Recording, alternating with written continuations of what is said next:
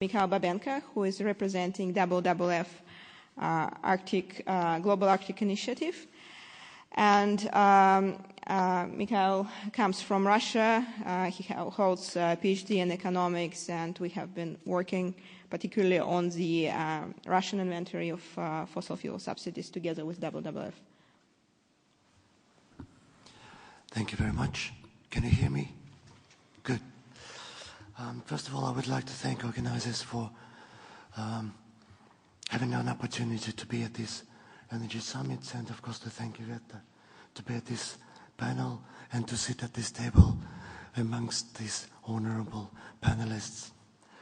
I would like to raise a few issues in the minutes which I have.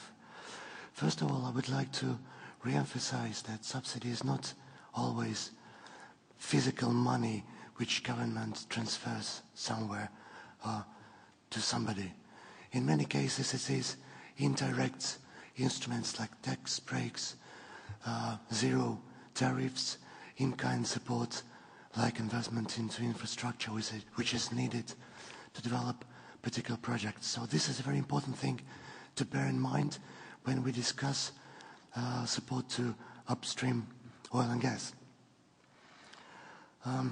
In a way, I would say that if you look at subsidy policy of particular government, it would give you enough information as soon as this could be considered as proxy indicator of what are the real goals, objectives and priorities of the government.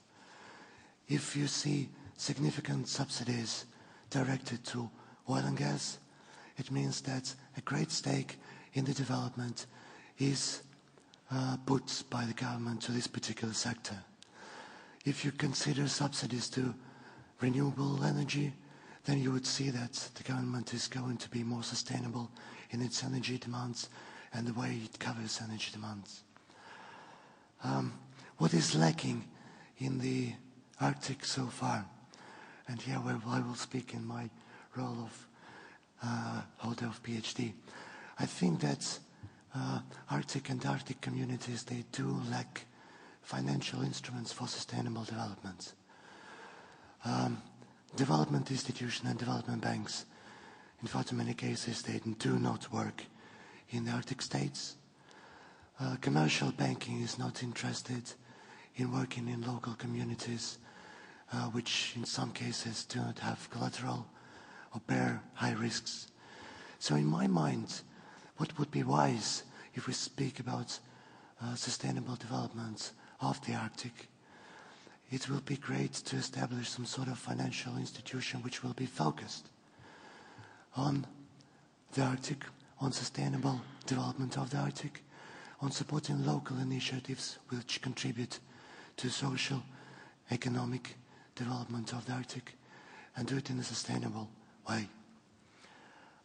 This is one of the ideas which we have in mind, and I think that it has a perspective, given the fact that there are enormous amount of financial instruments which allow flexibility in terms of fitting the needs of local communities.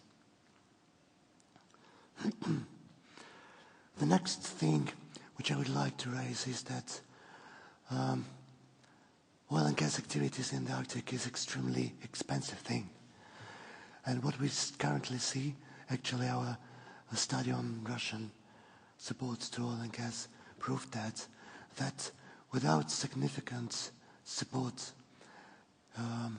to oil and gas industry, most of the projects are not physically, financially and economically viable.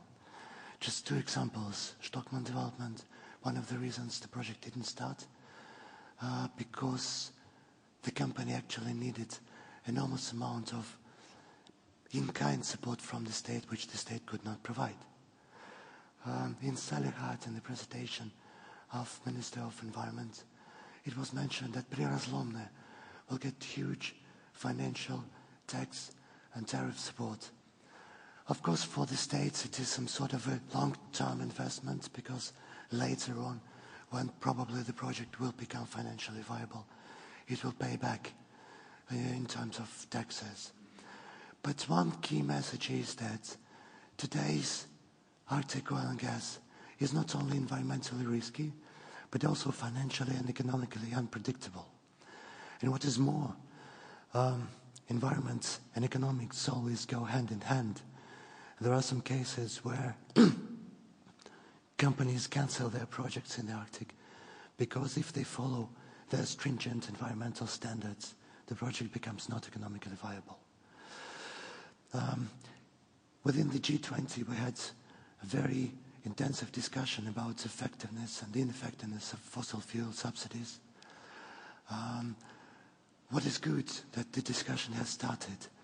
What is good as well? The discussion is started on all the variety of questions and issues associated with fossil fuel subsidies, including defining what is effectiveness of fossil fuel subsidy. There's no clarity on that as well. For us as conservation organization, evidently any support to fossil fuel isn't effective. Well, different stakeholders, including the government, might have different view on that. What is bad is that the push for oil and gas in the Arctic seems to go far, far ahead of real preparedness, assessment of risks, and assessment of capabilities to manage those risks in the Arctic. And this worries a lot, actually, because in our view, before any significant industrial development in the Arctic takes place, a lot of homework shall be done at different levels, starting with regulators, down to industry, and up to local and indigenous communities, which do need significant support, because at the end of the day, they will be the first to face major environmental impacts of any irresponsible activity. And last question, actually, which I would like to answer is how to use my $1 million. Let me show you. You have it. Yes, I think beforehand.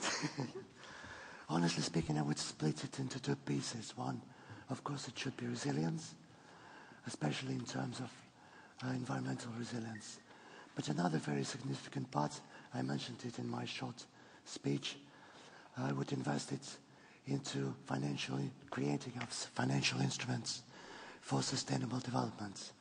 In terms of these three hats, I think it is more about responsibility, I guess. Thank you.